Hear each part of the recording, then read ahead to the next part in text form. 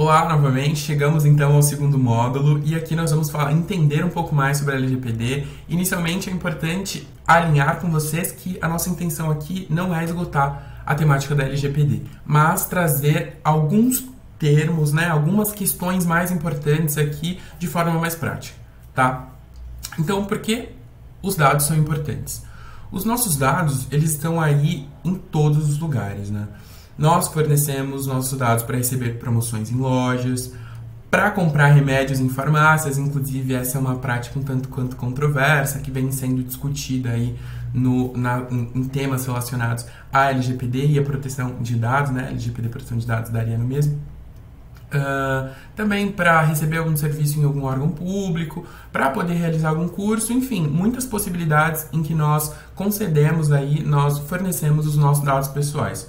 Nós também fornecemos os nossos dados pessoais na internet para utilizar algum aplicativo, alguma rede social, e eu duvido que você que está aí do outro lado da tela já tenha lido algum termo de privacidade das redes sociais, de algum aplicativo, mas fica a dica, hein? Então a LGPD, ela dispõe sobre o tratamento dos dados pessoais, tanto nos meios físicos, portanto, naquele papel que você tem, no caso eu tenho um caderno da Letras aqui do meu lado, então pode ter dados pessoais nele, quanto nos meios digitais. Então, pode ser nas duas frentes, né? Meio físico ou meio digital. Nós, às vezes, ficamos fechados muito nos meios digitais, mas é importante lembrar que a LGPD também observa aí esses dados que nós temos nos meios físicos. Então, o objetivo da LGPD é proteger os direitos fundamentais de liberdade e de privacidade e o livre desenvolvimento da personalidade. Ou seja, a LGPD ela quer proteger a liberdade da pessoa e a privacidade da pessoa. Então, se a pessoa ela consegue dizer o que vai ser feito com os dados dela, ela tem a liberdade para fazer isso e tem a privacidade dela resguardada. E com isso, ela consegue desenvolver a sua personalidade livremente, né? Sobretudo quando essa questão do livre desenvolvimento da personalidade, quando nós falamos de crianças e adolescentes, vamos falar um pouco mais à frente, mas focado aí também nisso. A lei, então a LGPD, ela traz uma série de novos direitos que asseguram aí uma maior transparência, privacidade e segurança. Dá um protagonismo e também poder às pessoas sobre o uso dos seus próprios dados. Então, se eu posso dizer o que vai ser feito com os meus dados, eu tenho esse poder, certo? E também estabelece algumas orientações gerais, responsabilidades e obrigações para as pessoas que vão tratar esses dados. Liguei a luz para vocês me verem melhor. Então, como eu disse anteriormente, a ideia desse guia é ajudar vocês a trazer aí esse entendimento para mais próximo, através de uma linguagem um pouco mais simples, e para isso nós mas trouxemos aí alguns termos técnicos de uma forma menos técnica, mas a ideia é que eles não percam sentido, tá bem? Então, indo para o 2.2 aqui, então, para o segundo ponto do módulo 2, como se dá, né? Como que é essa aplicação da Lei Geral de Proteção de Dados? A LGPD é como se fosse aquele guarda de trânsito que diz para onde vai, para onde pode ir, para onde não pode ir, como se aquele semáforo tivesse quebrado, e aí tem aquele guarda da CET que diz qual via vai, qual via não vai, então vai estabelecendo e vai organizando esse fluxo. Mais ou menos assim que a LGPD funciona, né? Então, se você trata dados, seja uma pessoa física, então seja o Léo Cipriano, seja você que está aí do outro lado, seja uma instituição pública como o INSS, seja uma empresa como uma escola das tantas que a Letras tem aí negócio, seja a própria Letras como uma empresa, a LGPD está de olho em você. Não importa se os dados eles estão no papel ou na nuvem, então se eles estão físicos, impressos, ou se eles são digitais, se eles estão em texto ou fotos, eles são todos importantes do ponto de vista da LGPD. Então, para a LGPD entrar em ação, pelo menos uma dessas três coisas precisa acontecer. Primeiro, o tratamento ele precisa acontecer no Brasil.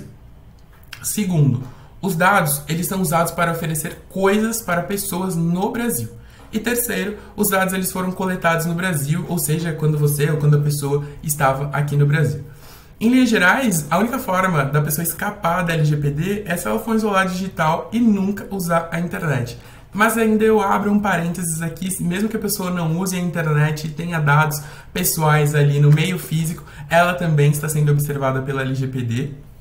Ou, é claro, se a pessoa não utilizar nenhum dado no Brasil, não oferecer serviço para a pessoa no Brasil, não estiver no Brasil, mas aí é que eu abro o questionamento. Quem é que resiste a uma coxinha e um açaí, né?